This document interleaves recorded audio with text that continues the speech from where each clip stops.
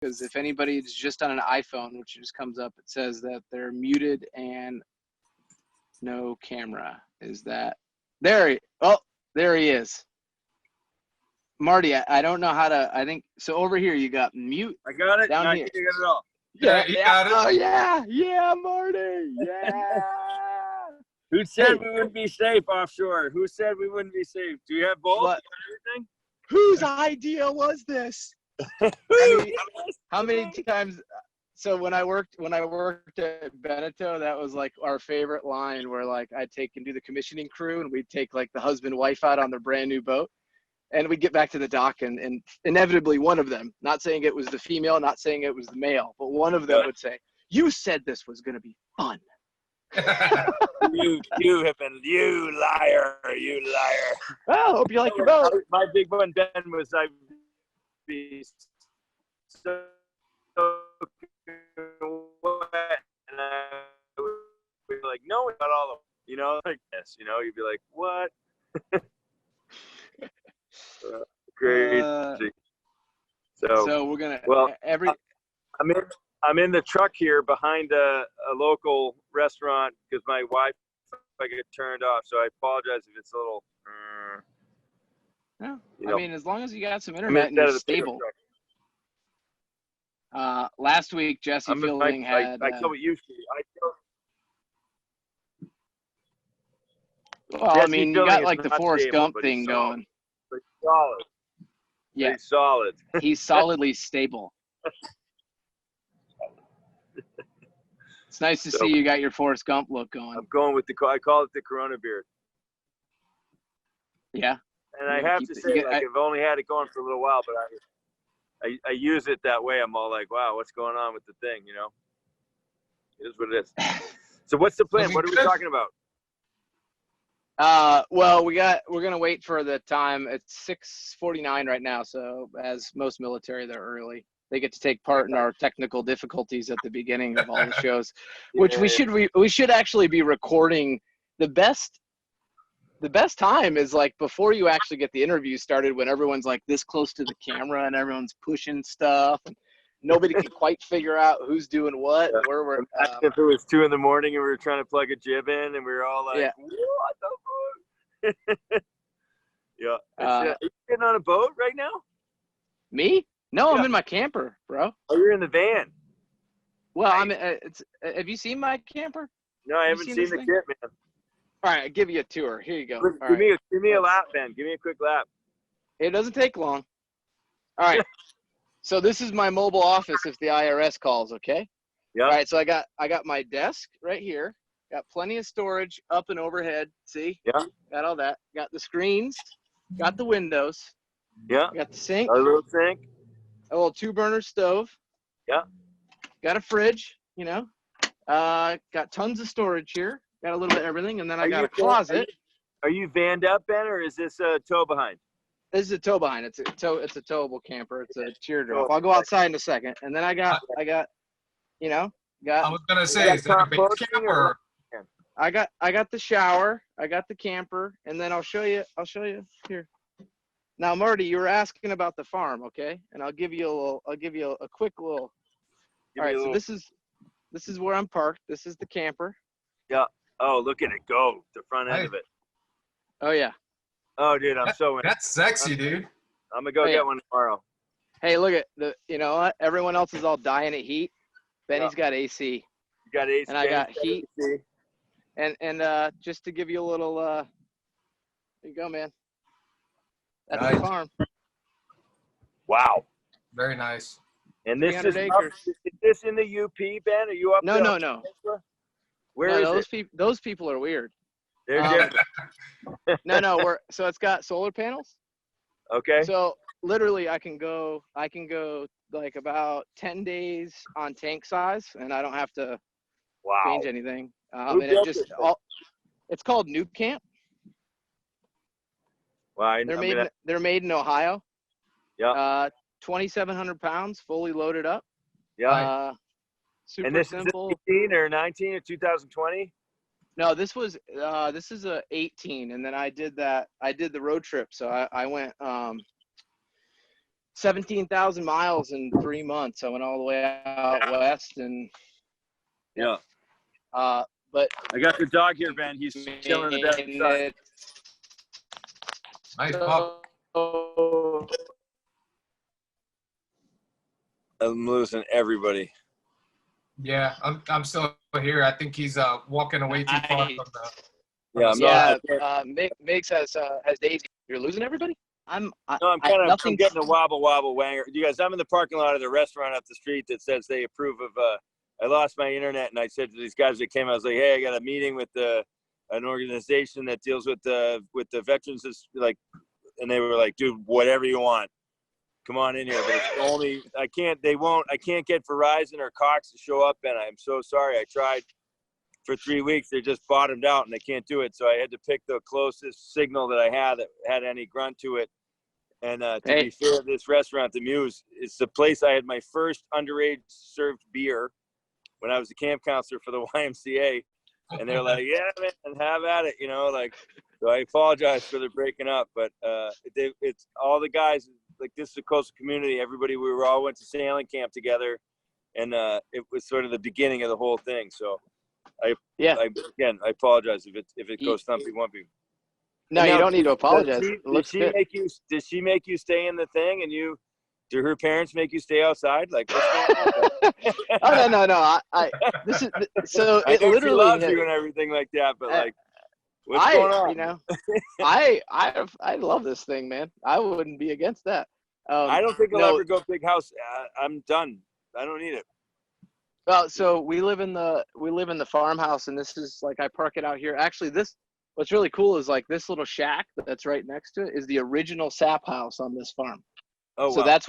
that's where her great grandfather made syrup, was in this little sap house. Now they have a full production stuff out there.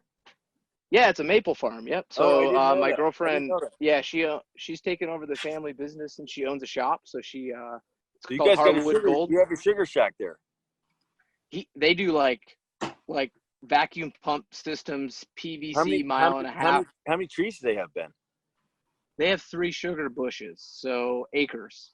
Wow, dude. So I got a buddy. My brother's up in Vermont in Whitingham, and he taps trees on his property. And I met this kid from UVM, and they have this whole truncated tree system. So they pitch these whole fields, and they let the trees get to 3 years old, and they lop them off, and they convince them that they're still growing. So they sap out they're 300 feet tall. They think they are. It's amazing industry. That's neat. Yeah, it's really neat. So what Amber's been doing is she's taking a lot of the syrup byproduct and making sugar products, replacing the sugar with maple sugar. Yeah. So she does ketchup, sriracha sauce, jams, and everything is sweetened with the maple sugar.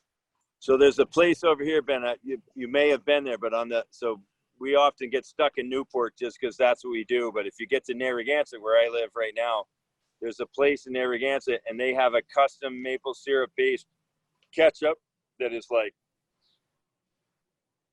blow your mind. Yeah, it's. I never thought that ketchup's just sugar. I didn't know that. I thought it was tomatoes. Yeah. Who would have thought? It's red. So what's really neat about the system is how scientific it's gotten, but how advanced. So they used to just do the taps with the metal buckets, and they carry the buckets. Back in the day, we'd walk uphill both ways. Yeah. But now what they do is they have vacuum pump systems down to a sap house with a float switch, and then it pumps a 2-inch PVC pipe all the way to a collectors up here in the barn, and they'll fill I don't know, hundreds of gallons of sap. And then they go through a reverse osmosis system, and then they burn it. They boil it down all spring, all March. Man, there was white, sugary smell and smoke coming out of that building over there. It was the sweetest smell you've ever smelled. That's pretty cool. My brother, he's got sap houses that he worked for, and he did some haying and the thing and whatever. And you get up there, and it's the whole place, and they have pancake sundae with the first batch, and you're just what is going on? St. Claus rocks up and dumps 5 gallons of really good maple syrup on the thing. It's great. Yeah. Yeah, and I can run out of syrup here on the farm. They fill it in kegs, so there's like racks and racks of kegs of syrup. Wow, that's neat. That's it, totally. And she owns a shop downtown. So She's got a good. She coffee does shop samples. down She there. does candy and coffee and stuff like that. Yeah. Candy, coffee, croissants, healthy, takeaway food, and yeah, man, she's got it all. She's on the corner downtown. She's got the prime shop down there. Nice. Um, Nice. Yeah, so I mean, it's always nice. You know what it's like. It's like always great to have somebody who's in a completely different industry. But she does sail. She sails on Wednesdays now on a Melges 24, so she's out there blasting around on a different boat, which is great. Did I meet her, Ben? Did I meet her or no? Did I meet her in Newport with you? I can't recall. I don't know. No, I don't think so. Because the last time we were there, we took Audrey out to Block Island, the Little Harbor. So she came out with Harrison. Yeah. We have a 4.5-year-old. Because I saw you with the guy that your buddy there from South Carolina. I saw that. Yeah, you and another. Yeah. Yeah, and that's the last I saw. That would have been in May or June of last year because I was doing Rebecca's rig. Yeah, you were there. And you guys came in. Yep. Yeah. So it was but we made it to the shipyard for one little adventure to kind of take a look around. Nice. Yeah. So would you say the organization is mostly lake based? Mostly what? Like your guys are most of your events are lake based. No, because we still do our basic training camps. That's the first step to get into warrior sailing, and it's a 3-day, 3 warriors on a J22 with a coach. Shakedown. And yep, and we do that all over the country. Okay. So we do. What happened? The what? Anywhere. Okay. You do it anywhere. There's a bunch of different places you do it. Yeah, and the basic training camps are located strategically by high military population in a yacht club. Okay. That has J22s, because then they just provide the facility and then we facilitate everything else. So we do the coaches, camp, hotels, meals, arrange to make sure people are there and all that stuff. So I started to do the Great Lakes because Ralphie took the 53 in on donation in Cleveland, and we had a couple boats, potential donations up here. And he was like, well, what do you think? Because there's like this, and I don't know if you sailed up here much. Have you sailed up in the Great Lakes at all? I have been, but no. I wouldn't say I've sailed enough to say that I've sailed there a lot. I wouldn't be a guy that would be like, yeah, well, we're going to go here and we get tied here and a thing. But yeah, I've been there, obviously. Yeah. I've said, and I did a bunch of commercial work up there. Okay. So the big thing about the Great Lakes, which I really, really like, is that it's not in a big sailing. I mean, it's a big sailing community, but because the season is so compressed, you get people that are just so excited about sailing. I mean, they'll take the whole month of July off because they don't get to do it any other time. It's not it's a lot more family oriented, kind of smaller town sailing stuff. And we do really well as a program if we're big fish in a small pond. Yep. When we go to big cities, it's like Annapolis. Yeah, but even in Annapolis, we get drowned out because there's so many sailing programs. It's like you got all these other programs. If we go there pretty quick and we use Annapolis Yacht Club, we do a camp out of Annapolis Yacht Club every year, and they host us, and we bring 21 veterans in, and we do a 3-day camp, and it's like a big blast. This is cool. Yeah. And then we try and connect those people that come to the camps to opportunities outside of the camp, and we provide Charleston Race Week, and then we do the Great Lakes tour. It just happened to kind of happen organically that the Great Lakes became such a cool, the races are overnight races. So it's like 300 miles. So you don't get, you know what it's like. You leave Newport and the next stop is Bermuda. Yeah. You go from one. I will say this, Ben, I mean, I cut my teeth on all the Stanford based races, and you could sail a whole summer out of Stanford, do the Vineyard Race, do Block Island, do Long Island, and think you really, and actually not think you did, but that you actually did solid 24 to 48 hour overnight, current afflicted, meteorologically manipulated, real, all that shit that makes you think about sailing. And you were able to, I hated Long Island Sound at 4 o'clock in the morning on your way back into Plum Gut because it's shut off. And then you might actually catch and be like, we're going to stop and then wait. And we're going to get a heated up 10 o'clock thermal. But for 4 hours, I'd be pulling halyards out of the rig with mouse lines and dumping an anchor over, and Penny Reed would be screaming at me, and you'd be like, ah. So I wonder, you know what I mean? Like, I never knew, Ben. Like, the big one for me is we set the around the island race on the Rambler on the Vineyard, and I cut my teeth sailing on the Vineyard. And I never knew this was but Martha's Vineyard is almost exactly the shape of the Isle of Wight, and the America's Cup, the track is based on a circumnavigation of the Isle of Wight. It's an incredible vector of like the Solent and Vineyard Sound. You might as well throw up in the same toilet. It's the same. And then you get the break on the outside because you have a whole ocean, and you do the thing and you get chained up. I wound going around Isle of Wight 2 years ago. You know, like when we go to the Fastnet race, and the guys are like, in today's day and age, with all of the incredible access that we have to navigational, GPS, this, that, smart guys, blah, blah, blah, and they're still hitting the fucking beach. I mean, sorry, like that's one of the fun kind of maybes in the thing. Like, you never know. I yelled at that guy in the bar, and it turns out he's way tougher than I thought. Like, that they can still go around on the shingles on the Solent, like they do. They launched the British Empire out of that joint, and they're still fucking hitting the beach. That's crazy. It's crazy. It doesn't make any sense, but they do it, and that's like shifting sands, or you get lazy or whatever. It's pretty neat. So yeah. I really liked. I mean, I did the Vineyard race. I mean, obviously, if you're in Newport, you make it down to Stamford quite a bit. Yeah. One of the only, I mean, not a problem, because it's very welcoming as a community there. It's pretty busy. You know, like Stamford, just like there's a train to New York City. Like, might as well be. It might as well be New York. And so it's got this kind of like mentality to it. And for me personally, and this is not even part of the participant kind of warrior situation, I find it a lot more relaxing to be someplace where it's just like a step down. Like, let's all just take it easy for just a minute, have some space, so that we can, like, you know, if we all went for a PT run or a workout in the morning at a camp, if you're in Stamford, like, there's no real place to kind of run. I mean, we're going by the train station and hoping they don't throw pizza at us. And which they usually did, but that was coming back from someplace. So let me see. It's time. So I'm gonna get. Hey, Ian, where's Ian? Is Ian on here? Yeah, I'm here. Ah, you're there. Are you driving in a car? Yeah. Gotcha. All right, cool. Let me. It is recorded, I believe. Oh, it is? Yeah.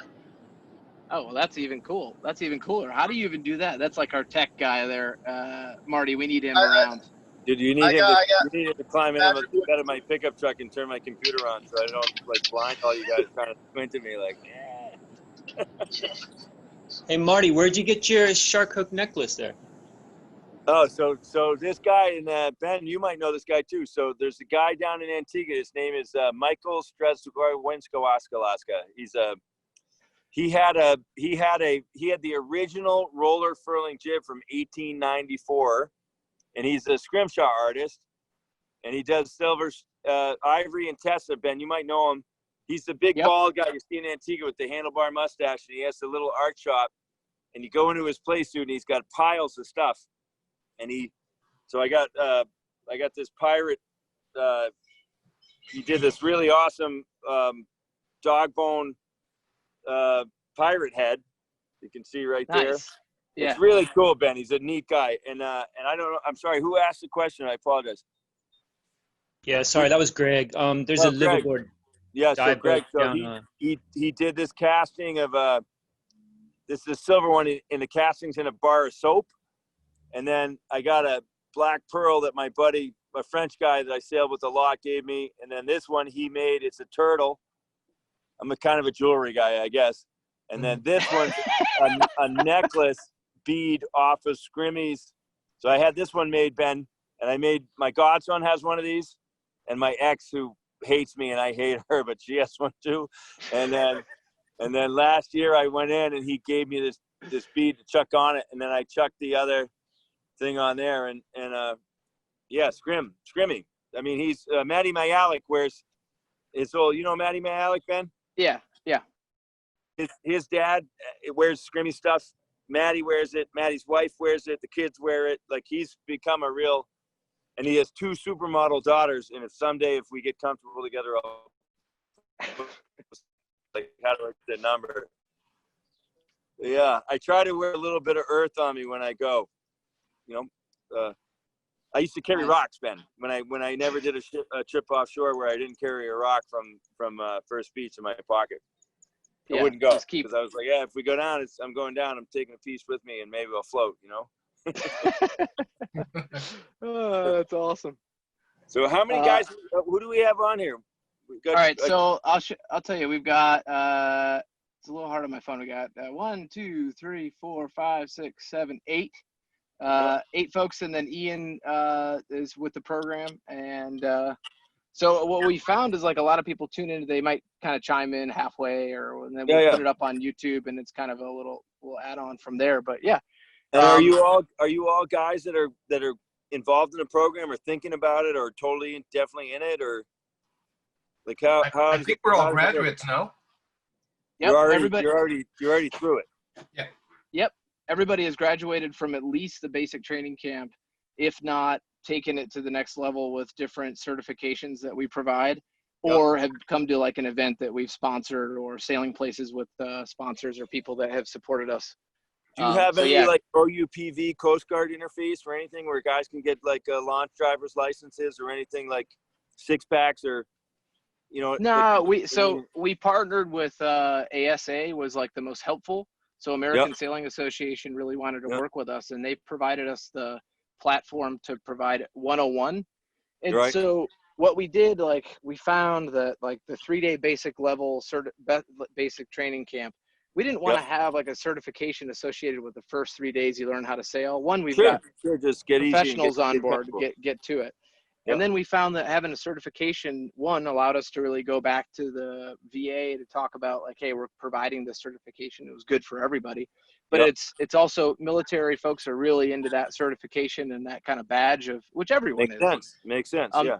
And so with the 101, we kind of just do a review of the basics again, but we do a test. And so we follow that.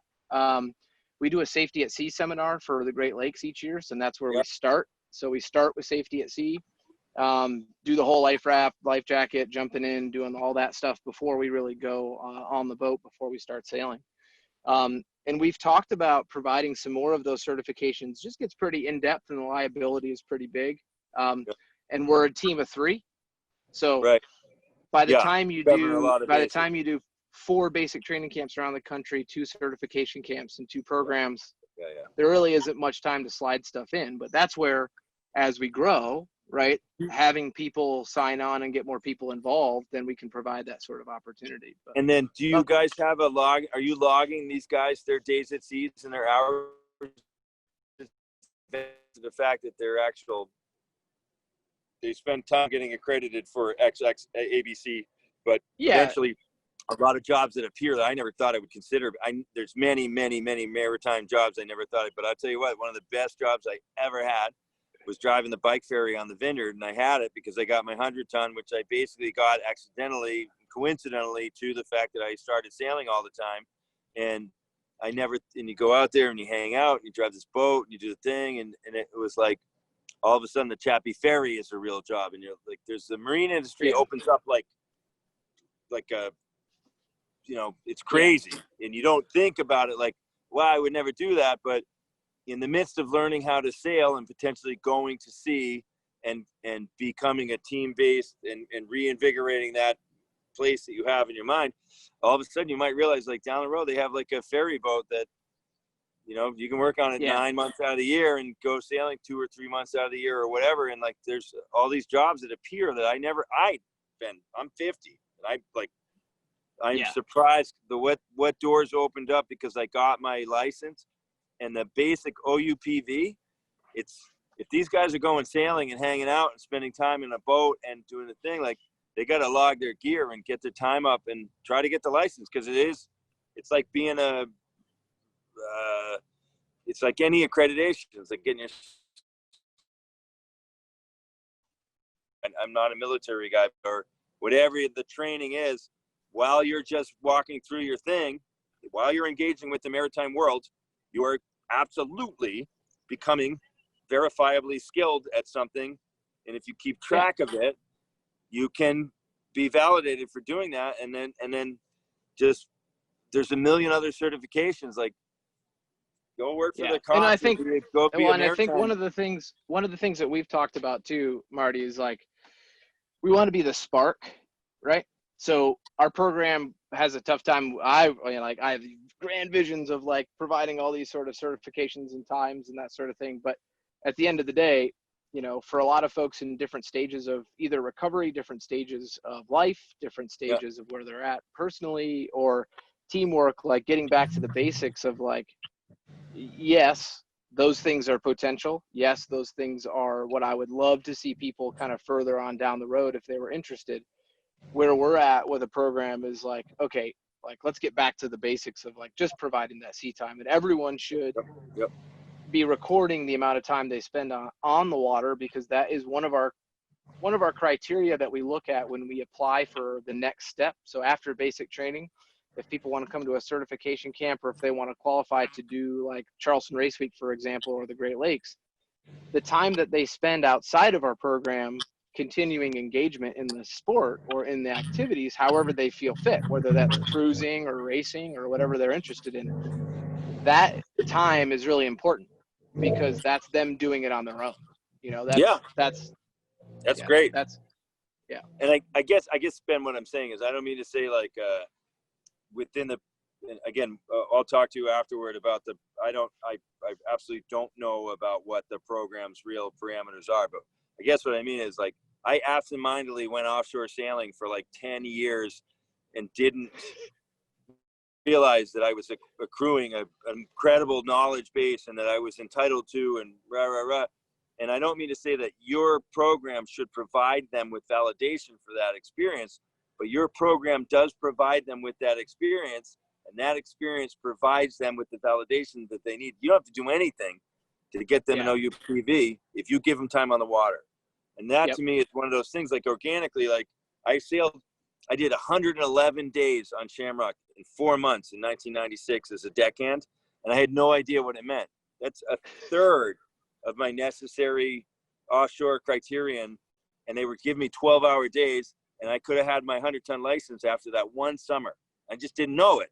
Was I ready for a 100-ton license at the time? No. Could I have gotten it and done what a lot of guys did and ran out and took over a 200? Yeah, absolutely. Like, I don't. Yeah, you might have been that guy on Isle of Wight.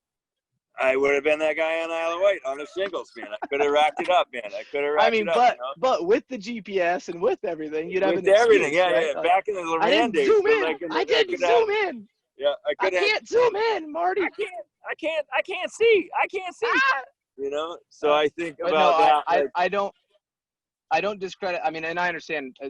I agree with you too, because I think, you know, you forget about the experiences, and that's part of the reason why I really enjoy these conversations every week, because so we can get to kind of the meat of the interview, where like the reason why I'm doing this and why I'm picking some of my favorite people in sailing is because you aren't on the cover unless you're one of the guys on the boat, right?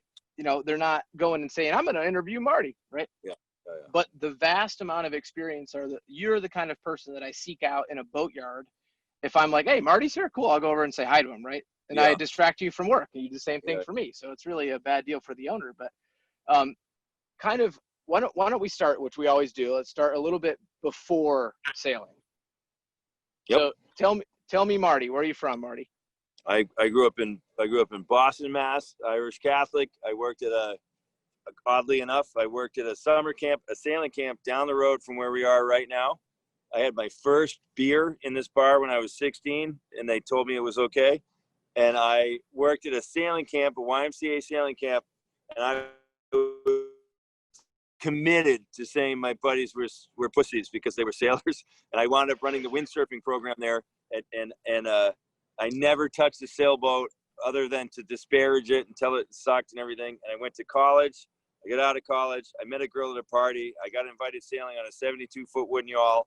And while I was hanging out on board talking to this girl about every 180 seconds or 20 minutes or whatever, somebody put down a canopy and something massive happened.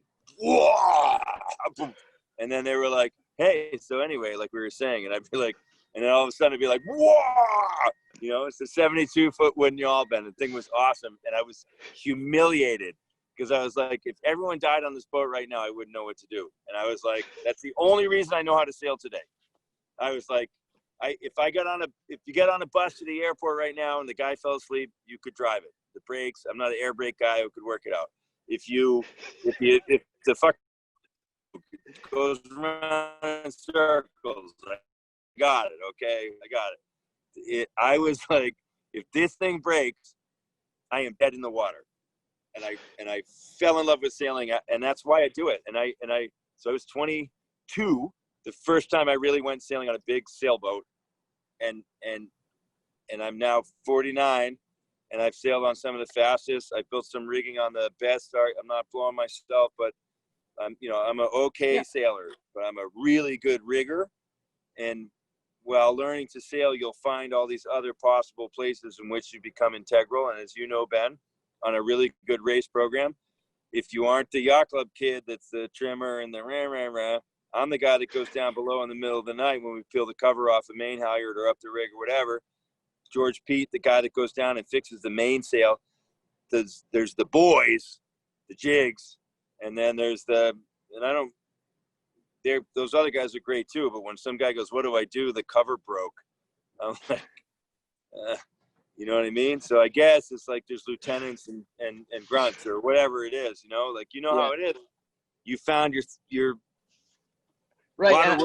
Water Werback can run into an island, but you know what I mean? Like, you can't, there's that whole thing where, so one of the things we talked about when I first asked you to do this, you said that you went down to the boatyard and you said, okay, look, I want to do this, right? So you made a decision. You didn't really know why, because I always joke that I'm still looking for a job. And that's like how I end up in sailing. You're always looking for another job. But the way that your career started, you said that you went around to all the different disciplines. You kind of found that there was a split in discipline. If you could repeat the way that you said that, that was awesome. Very simple. I can do it quite easily. So I got a really cool job on a schooner where I made $50 a week. And they taxed it, so I made $78 every 2 weeks, and I was allowed to go get drunk. I had 1 day off in 14 days, and I was 22 years old. I had a degree in medieval literature, and I was like, this is not forward thinking. It's a lot of fun. I love it. So I got a job on Shamrock 5 on a J-class yacht, and I went to Newport in 95, and I got there and I realized how big it was. Like, you don't have to just, and then I was like, I really decided when I saw the boats that go fast, I was like, and they were physical, and I'd been a rower in college at a very high level, and I really wanted to be a beast. And I was like, how do you do it? You know, and I identified 4 possible entry points, 4 paradigms into what I wanted to do, which was go fast with go fast guys. And one of them was sail making, and I went out to North Sails, arguably and probably really the only major place you could go. And I watched these guys with like broken backs be like, and like drag, like hurt themselves with like why would you ever move a spinnaker if you didn't have to send it, you know? So I bailed on that. And then I went out to I went to NEB, and I just down the road from those guys, and I was like, carbon fibers, technology, it's coming on, right. And I saw the guys being like, you know, and they're like, yeah, not going to do that. Like, I don't ever want to hit that much. It's brutal. And then I went and I looked at all the Harkin and Lumar stuff, and I learned how to strip a wing.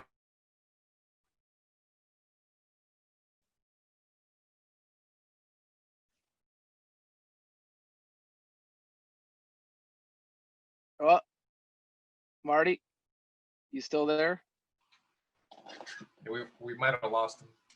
Yeah, we might have lost him. Right in the middle of a great story. Damn it. He can always go back to that story. This guy's a character. I like this guy. Yeah, he's one of the best characters out there. Here, I'll just text him real quick and just tell him. Sorry, Oh, I'm back. There he is. Yeah. There you are. You got me? It was You're all good. Can am I there? Yeah, we you're here. We got you. Okay, when We you got you. really, guys, you have this opportunity on a boat to totally lose yourself and everyone else in it and the vehicle. You will never be a part of a machine. You'll never be able to forget your woes and your bullshit and your fucking stuff. Sorry for the language. And really compositely engage with the thing and the ocean. It's amazing. It's amazing. The rope ties the boat to the rope. Hold on. You were right in the middle. I want to keep with the story. We got to stick with the story. We're gonna go there, Marty. We're gonna go there. I promise. So I saw that the rope tied the whole thing together. So the deck hardware was cool. The boat construction is neat. The sails are important. But in my head, philosophically, rope is where it's at, dude. Yeah. Rope. And so you build rope, and I would love, and we could talk about this. This is one of those things where like teaching people how to splice rope. Sorry, I got really excited. I know. Well, that's why, I mean, it's the passion about it. That's why you would be, have always been on the list to become coach. So you figure out rope. What does that mean when you're on a racing team, right? You're an integral part. You're a section of a big boat team, because a lot of these guys have only sailed on a J22, where you're integral because I want to have hands-on learning experiences to what happens when you go in the no-go zone, right? Oh shit, like ease the sail. I want everyone to be able to ease the sail. But when you start moving up into boat size, those jobs get divided, right? Yep. And your job as a rope guy, what are you doing on a overnight race other than sailing the boat? You have to know how to do that too. But what is your job? I can tell you right now, in preparation to an overnight race, I have a real job. I have to anticipate what the potential needs linearly are for the boat. Are we a heavy air? Are we light air? Are we interfacing with the meteorological shift? How much rope do I need to have? My cover blends are going to be different if I think that I'm going to be in a high trimming situation. If I know that I'm going to see 30 or 40, I'm going to bring extra sheets. Everyone's always yelling at me, Marty, and I'm like, screw you, dude. I need 3 runner tails. It's going to blow hard. Or it's going to be light, and they're mad at me because I'm trying to bring rope that's heavy. And I'm like, hey, and turns out they run the numbers, dude. Like if you have an extra 300 pounds, which I can easily produce in line, and we don't shift it on every tack in all those places, it's a real number, right? On a 24-hour race, I'm begging to bring 2 runner tails, and they're yelling at me to bring 1. You know what I mean? Like, and you're like, yeah. Shut up, dude. We need 5 spinnaker sheets, and they're like, no, we don't need. You're allowed to have 5 if they're the skinnies. And I'm like, I want 3, and I want a set of heavies because it might blow. Like when they start chasing you around and asking how much the Band-Aids weigh, that's when you understand how, like, the rope comes down to 2 things: efficiency, weight, and God forbid anyone, if your main sheet goes and you don't have one, you're done. Kenny Reed asked you for another main sheet after he told you not to bring one and you don't have it, you're finished. He's not going to fight it. Paul Kayard, when he says, give me another spin sheet, what the hell happened? And it's not there, you're done. It's your fault that it's not there. Even though you went, like, that's a battle. Even though you have it in your backpack. You're like, oh, look at that. I didn't bring boots, but look at, I got an extra one. And that's when you're a superhero. But I've been yelled at for having it in my backpack afterwards when we didn't use it. And I've been so it's, but it's like the guy, Nate Dog, with, he had a whole set of spare Tourlon bearings one time. And like, everyone's like, what? And we blew up a main sheet block, and this guy pulled a bunch of stack bearings out of his yin yang and was like, I got it. Like, he's a superhero. I think that's like one of those things I think that we talked about how we relate. Are you still there? Yeah. Is how when you leave to go on an offshore race, whether that's on a day race or overnight, you have what you have.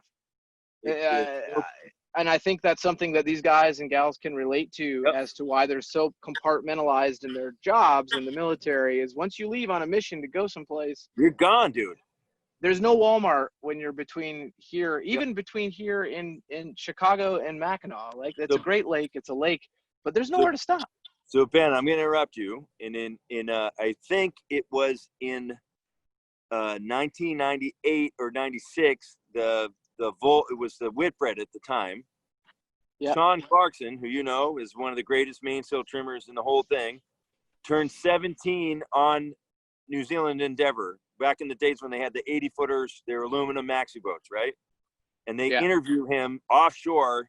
It's a shit show, and the movie is called No Point Calling for Mum, or No Use Calling for Mum. And the message is, and it's such a beautiful message. No one's coming. This is it. This is your team. And I think that's why it's appealing to members of the military. I think it's why it's appealing to me for sure. You have the toaster oven is the toaster oven, 680 miles out. There's the max of a helicopter range to help you. No one is coming, and that's it. And you think of the bend, think of the stuff you pulled out of your toothpaste container, and been like, I will wow, never look at a shop vac the same way. Dude, I sailed across the Atlantic sinking Morning Glory, sinking it underwater. We are sinking through both of those JP3 bearings. The thing was going down. We were using a West Marine. I was doing the West Marine tricep extension pump commercial with Nick Bice. I mean, like some of the Kappa, and we were manning a pump, a plastic dude on a $10 million mega Canton keel yacht, and we're all like, ah! And you're like in the middle of it. What's not to like? Right. Here's the other thing that I love about this. You'll never forget those 3 guys or 2 guys or gals, whoever was on the boat. If you see them again, that's it. Like you go right back to like, how's your tricep? You know? Yeah. That guy knows that I stood up swapping a tricep extension pump for like 11 and a half hours while we were doing 25 plus knots, careening down waves on a delivery. Yeah. What are we doing out here? It's hilarious. It's hilarious, dude. What we did on those things and how you get comfortable with. I don't know anything about carrying a gun and walking through the bush and being scared of getting shot at or anything like that. But I do know about being frightened of and crushed by a big wave and sinking. Like, it's not war, but it's as far as contacting people in your life and relying on people. If you were coming home from a place where that stuff happened, sailing will give you an opportunity to re-engage with that kind of reliance and care and responsibility and talent.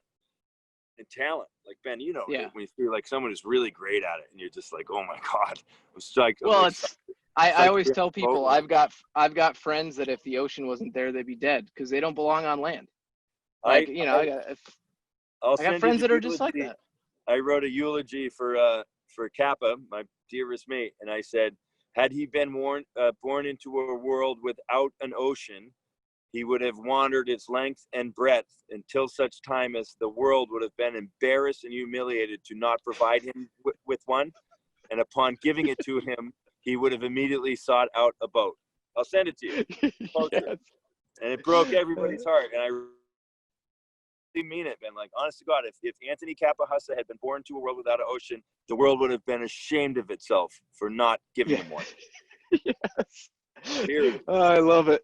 Period. So, I love it too. I love it that I sailed across the ocean with the guy 3 times, and that, you know, like, we're the luckiest people alive. Go find the ocean. Tell these guys, get on it. Guys, get out there.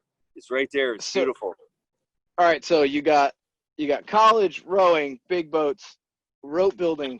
Only big boats. Only big boats. Only big boats. 60 feet. Give me under 60 feet, Ben. Under 60 feet, I become the worst person you've ever met. Okay, so all right, well, I know that about you. That's fine. So all right, give me 2 boats, and I know it's gonna be rough. It's gonna be rough to have to pick 2. 2 boats that when you see them, you're just in awe. Shamrock and Rebecca. Okay, done. Shamrock. Okay, so Rebecca's on my list for that. It was actually the first boat that I saw out of the water at Newport Shipyard when I came off the dock off of a Santa Cruz 70. It was out of the water. And I didn't realize that when I got to Newport that the Danas, who I had been partying with Eli Dana at College of Charleston about a week before, and then he caught my dock lines, and I'm like, what's going on? But I look up and I see Rebecca, and to this day, that boat just stops you. So tell me about Rebecca. Tell me a little bit about Rebecca. So I sailed Shamrock 5 across the Atlantic Ocean in 1999 after sailing with Shamrock, Endeavor, and Velshita. The first time 3Js had met in more than 50 years in the Antigua Classic Regatta. 17 days across the Atlantic Ocean on a wooden J-class yacht with no air conditioning or ventilation. Total shit show. I pull into Pendana Shipyard where the refit's going on, and they are just completing Rebecca. She's just been built there. So as we come in, it's Thursday night. It's workboat racing. Hank Vickens is in the workboat. They come up, they throw us pints and pasties. And as we come into the slipway, Paul Fitzgerald comes up on the deck of Rebecca and says, "Mike, we're leaving in 10 days and you're coming with us." And I look at Tom Perry and we're going to Newport. I was like, I quit.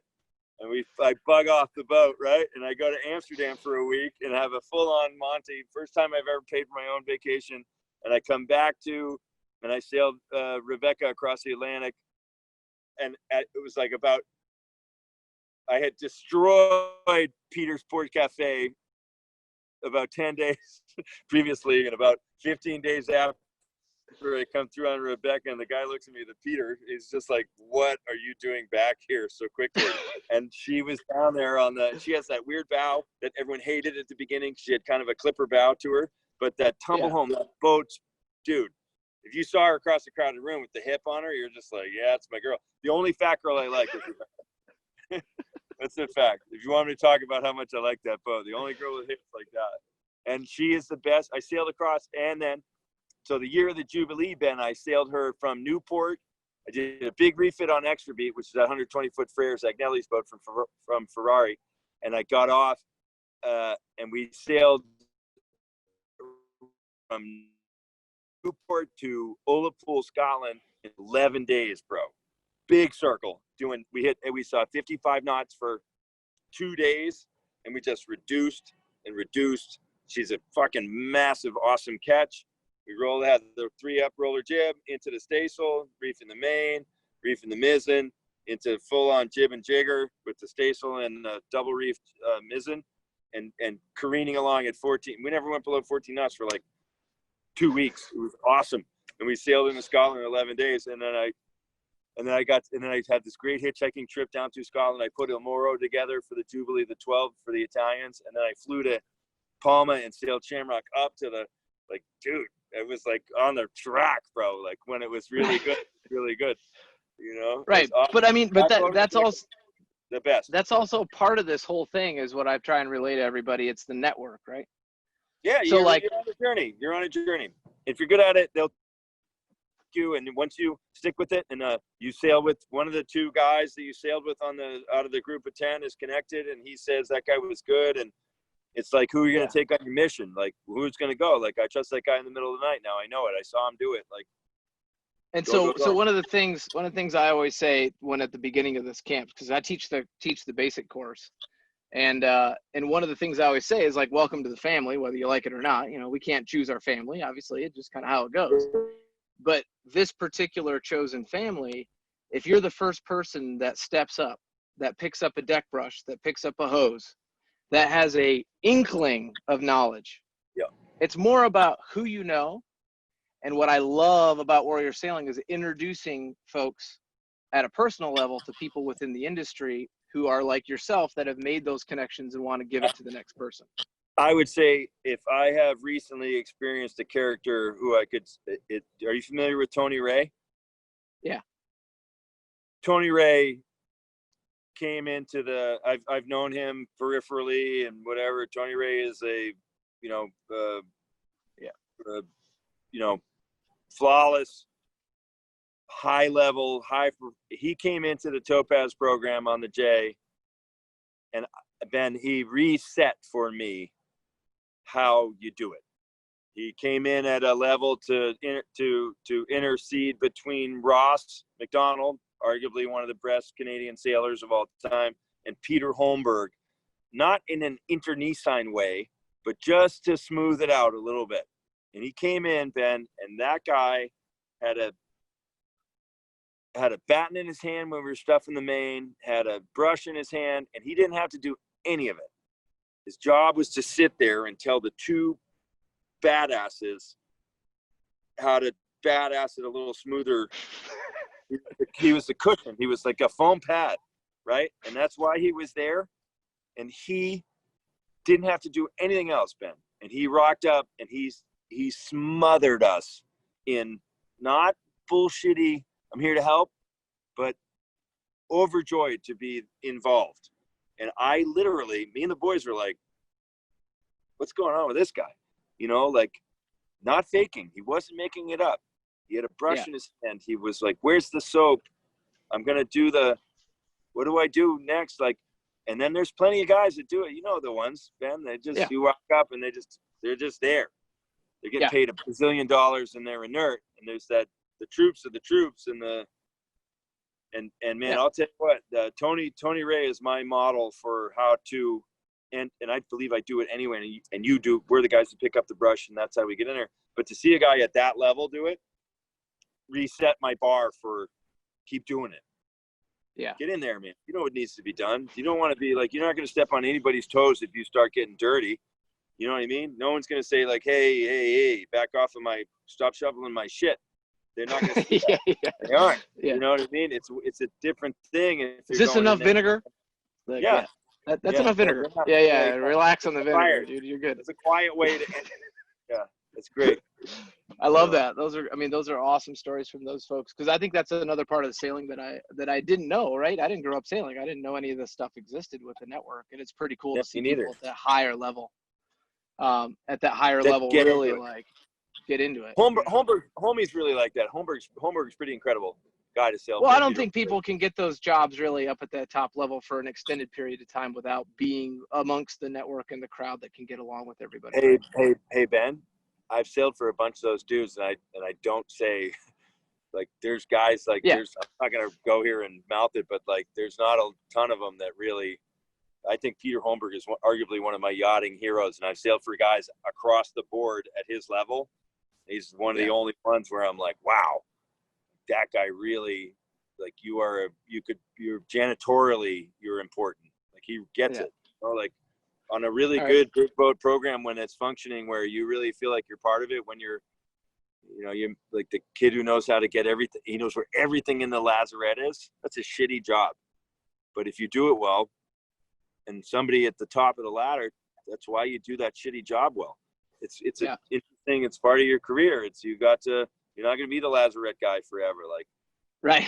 You're not going to be and we talked about this a little bit earlier as like one of the things that I'm trying my best, and you kind of saw the vision when I was explaining it to you earlier, is we're trying to create the best amateur sailors that want to participate and provide that base knowledge and provide that base experience, right? That base experience level gets people in the right room to meet their coach. And I say that the first day of our camps, your coach that's on board with you don't know who they are because sailing isn't all this national popular sport, but Google them tonight and you're going to find a couple boats that they've sailed on, and they're going to be pretty brief about that, but they are your network. It's that group that jumps the people into the next level, but not looking for a job, right? Like, I think that's where they're like, you just said, like I got a good amateur sailor that already had a career is probably the best thing going. Because you don't have to worry about getting paid. It's not a job. If you have the base knowledge of what it is, you got a great attitude, you mesh with the team, you can travel to some amazing pieces of the planet. You're going to get to go to the coolest places to go sailing on the coolest boats because you got a great attitude, and you're not costing the owner very much money.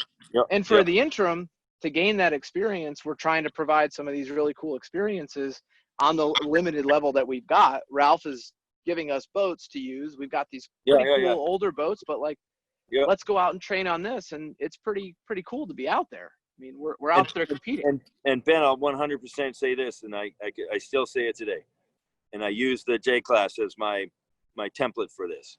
I sail on a boat on a regular basis. When I say that, a couple to 5 times a year, 35 guys, 9 countries. I'm one of the only Americans. German, Dutch, Swedish, French, Italian, Spanish. We're fucking sending it. Thing's a beast, right? And we go, and then we don't see each other for like 4 months. And we go do it again. We have a couple days to warm up, and we do it better. I'm 50. I was a varsity athlete in 2 sports in high school, and I was an Olympic caliber rower in college. And I still get that there's no, if you run out of that, if you stop providing yourself with that opportunity, teamwork is an amazing gift. And sailing is like right there to make a sailboat work with a group of guys that you never know them. You see 2 of them or 3 of them, the same guys. Yeah, I got here and that. Oh, I sailed with Tommy again, but I saw him on the other boat this time, and rah. And it's an amazing puddle of stuff and guys and the cool thing. And I'm walking by him yelling like, "Oh, pouches over there, fucking rah," whatever. And like, there's joy in that. There's joy in that. To be able to do it as an amateur is great. Like, do anything is what else are you gonna? There's no amateur soccer teams out there. You're not really, you know what I mean? Like, you're not. I don't know. You can go play softball if you want, but why? And I ran into the chain. I'm like, why? Why? I got attacked by mosquitoes at the soccer field. It was a tough night. But like the sailing thing, kind of take you into the. I don't mean to be like sailing's a tough sport, but I mean, come on. Yeah.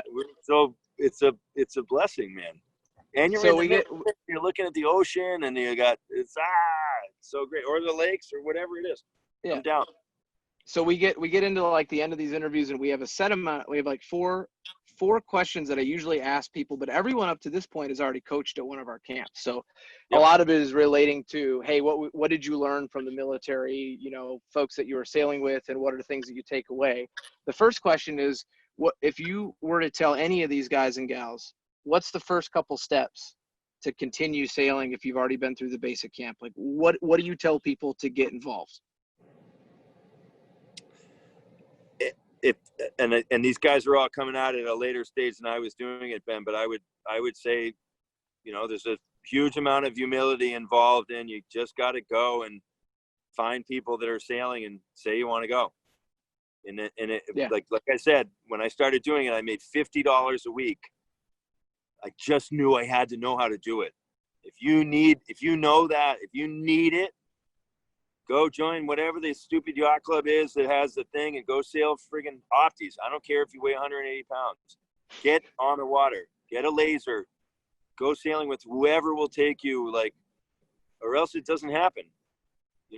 Just go.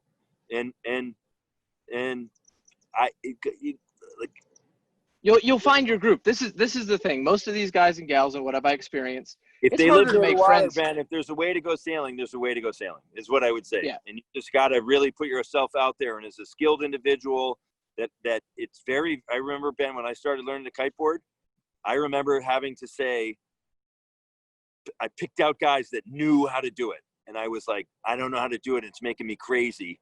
And I'm really good at stuff. And if you don't teach me or help me, I'm going to kill you and kill myself. Like, you got to think about sailing like that. It's a big opportunity to be like, I don't know how to do this. I want to know how to do this. I need to know how to do this. Let me come do it. And they will. Sailing is a team sport. If you get above 12 feet, somebody needs somebody. It's doable. And then you sail with some dummies and some jerks, and it's great. And that's part of it. You didn't kill them and throw them overboard. You're like, yeah, you're a little better. Like I suck.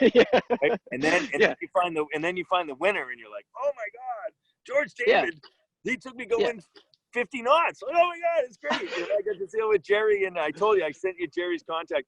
I called him, and then Jerry would love to talk to you. He'll blow me out of the water like you couldn't bid her. And if you could get him and Romy on, Romy worked for me when he was 11. Like, you're just dying to do it. Just do it. So that's the answer to the first question. I'm afraid the phone's going to die. So ask me the second Okay. Second one. Well, the second one relates to the military, and what you've learned from the military, but how we switch it up and say, what is something that you would ask the people in the military that you would like to know? And maybe we could send you the answers, or people could send them to me. Like, if you were on a boat with 3 veterans, what would you ask them? I would immediately say this.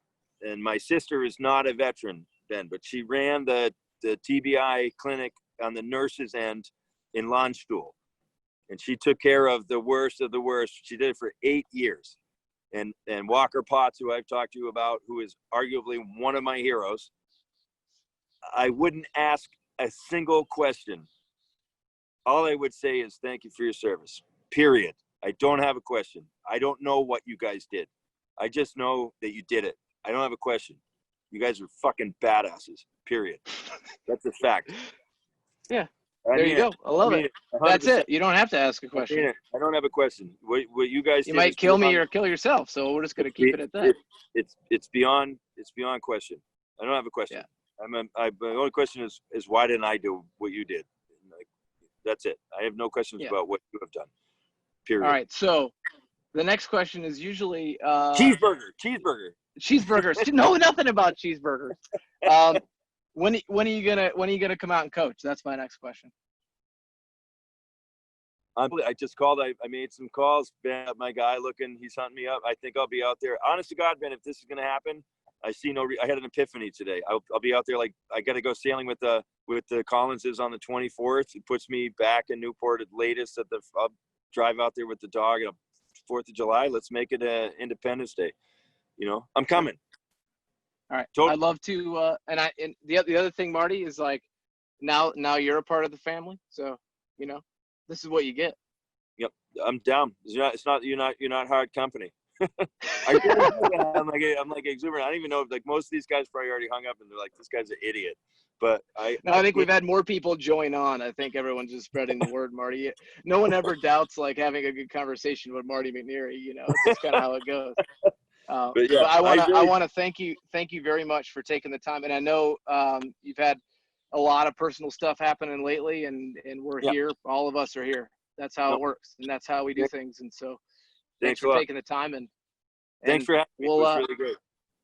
Yeah, if you need anything else, man, you just give me a call because I got a lot of personal knowledge about that. I just want to say in closing, I'm very rarely handled conversationally as well as you handled me. I haven't been steered like this in a while. I feel like I just ran right into the thing, and now the big bolt's coming to go. Poof, you know, you're good at it. The haka. The conversation. I hope some of these guys. And girls. Yeah, I'll talk to you soon. Then. And Marty, it's 7:49. We kept it under an hour, and you and I were like, "There's no way this is gonna stay under an hour." I know, but man, it's always a pleasure. Thank you so much for taking the time, and we'll start arranging that time to get out to Michigan. And I think Ben, in closing, make sure you get Jerry on the line, dude. Don't let him off the line. I'll get him on. He'll be so great. He sailed with us the whole time he sailed with us on the Rambler program. He never ever took a day's pay. He does it because he loves it. Never, not once, dude. He's a successful businessman, and that motherfucker, he's 65 years old, and we're ripping J4s out of the luff tape, and he's like, hey, Matty, mate, we got to see him, man. And you're like, and he's up there, and he's like talking about the 5 Tibetans, and you're like, shut up, dude. You know, like that guy's a legend. And if there's anybody out there that knows they can start sailing at 40 and do it till they're 70, get him on the blower. And he said he would be thrilled to do it. So please don't waste that opportunity. He'd be great. And if you, you pull Romy straight on it, he'll abuse Romy into doing it too. That would be a great 3-way. And I'll chime in for that. To listen to the two of them, right? The only father and son America's Cup winners in the history of the event, which is the oldest trophy in sport. Many people don't know this. 1851, second only to the Stanley Cup. And you could have the two of them on there, Ben, and they're hilarious. Totally good. Love it. Totally great. Awesome. So, and then Jerry's dad was a veteran, so I know he would be for sure. They get involved. So cool. Thanks, awesome. Man. Thank you very much. You got it. Talk to everybody soon. Love you, Ben. Take care. Later. See you, man. Love you.